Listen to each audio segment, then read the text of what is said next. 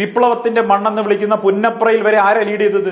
BJP ആണ് lead ചെയ്തത്. Shobha Surendran lead ചെയ്യുന്നു പുന്നപ്രയിൽ. നിങ്ങൾക്ക് വിശ്വസിക്കാൻ സാധിക്കും? അവിടെ LDF 3-ാം സ്ഥാനത്ത് എങ്ങനെ പോയി? എന്തേ പരിശോധിക്കാത്തത്? ആത്മാർത്ഥമായിട്ട് എന്തുകൊണ്ട് ഇതിന് മറുപടി പറയാൻ കുഞ്ഞിക്കണ്ണന് സാധിക്കും? എനിക്കറിയില്ല.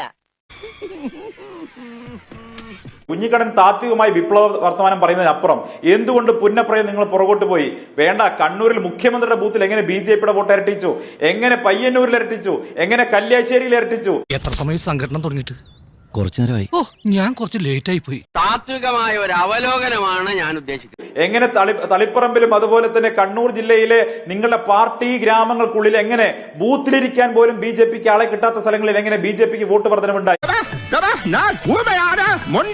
ഇന്ന് ജയരാജൻ പറഞ്ഞ വിഡ്ഢിത്തരം ആലോചിച്ച് നോക്കൂ. പോരാളി ഷാജിയുടെ അഡ്മിൻ പുറത്തു വരണം. എടോ, നിങ്ങളുടെ കയ്യിലല്ലേ ഇവിടുത്തെ സൈബർ സെൽ ഇരിക്കുന്നത്?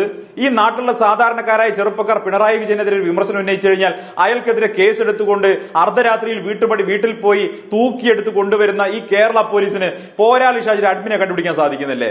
എങ്കിൽ ആ പണി നിർത്തി വേറെ വല്ല പണിക്കും പോകണം. 100% ഞാൻ യോജിക്കുന്നു.